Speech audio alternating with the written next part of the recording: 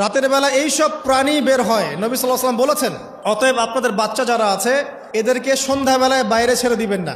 এখন কিন্তু প্রচুর ঘটনা ঘটছে, প্রচুর জিনঘটিত ঘটনা ঘটছে, জাদুটোনা করা হচ্ছে, বানটোনা করা হচ্ছে না? নবী সাল্লাল্লাহু আলাইহি ওয়াসাল্লাম বলেছেন, রাতের বেলা তোমরা বাচ্চাদেরকে সন্ধ্যাবেলা ছেড়ে দিও না, আগে ভালো করে সন্ধ্যাটা হয়ে যাক, যদি ছাড়তে হয় তারপর ছেড়ো।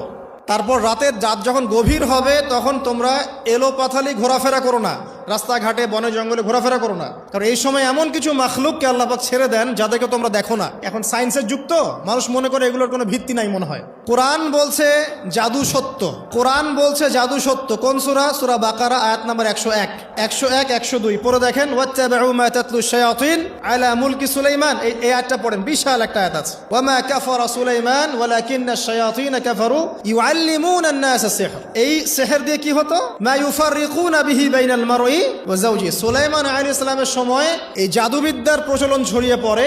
এই জাদু মানুষ শিখে কি করছিল? নারী পুরুষের মাঝখানে, স্বামী স্ত্রীর মাঝখানে বিভেদ সৃষ্টি করছিল। এখন দেখেন না, পরিবারের স্বামী স্ত্রীর বন্ধন ভেঙে যায় না, কেউ কাউকে দেখতে পারে না, এমন হচ্ছে না?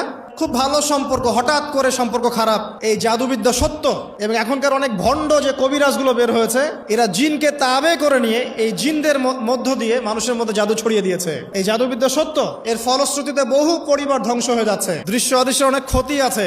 এগুলো এখনকার সায়েন্স বিশ্বাস করে না। আর সায়েন্স বিশ্বাস করে না বলে যে আমরা বিশ্বাস করবো না এমনটাও নয়। এখন বিজ্ঞান যেটা প্রমাণ করতে পারে নাই, এটা কি বিজ্ঞানের ব্যর্থতা না ইসলামের ব্যর্থতা? আল্লাহ রব্বুল আলামিন এবং তার রাসূল যা বলেছেন সেটাই চূড়ান্ত সত্য। সেটা আমরা প্রমাণ করতে পারি বা না পারি, এটাকে অন্ধভাবেই বিশ্বাস করতে হবে। এটাই হচ্ছে একটা মৌলবাদী কনসেপ্ট। আর এভাবে ইসলামের মৌলিক বিষয়গুলোকে না মানলে কেউ মুসলিমই হবে না। কথা কি বুঝতে পারছেন? আচ্ছা, তিনি বলছেন রাতের বেলা এমন কিছু মাখলুক বের হয় যাদেরকে তোমরা দেখো না। দুষ্ট জিন বের হয়। কি বের হয়? জিন জাতি নাই পৃথিবীতে? আল্লাহ পাক সূরা জিন নামে একটা গোটা সূরা নাজিল করেছেন, করেন নাই? কুল উহিয়া ইলাইয়া আন্নাহু ইসতামা নাফারুম মিনাল জিন্নি ওয়া ক্বালু ইন্না সামি'না কুরআনান আজাবা। জিনদের একটা দল কোরআন শুনে বলেছিল যে আমরা অদ্ভুত আজব একটা কোরআন শুনেছি।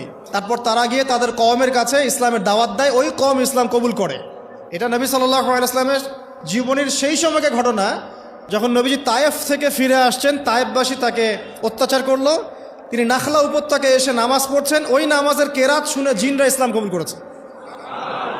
তো সূরা জিনে আল্লাহ পাক এই কথা নাজিল করেছেন।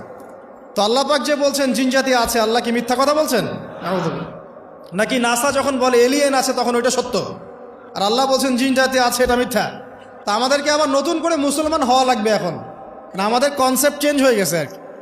আবার দেখেন আল্লাহ পাক বলছেন সূরা জারিয়াতের 56 নম্বর আয়াতে, ওয়া মা খালাকতুল জিন্না ওয়াল ইনসা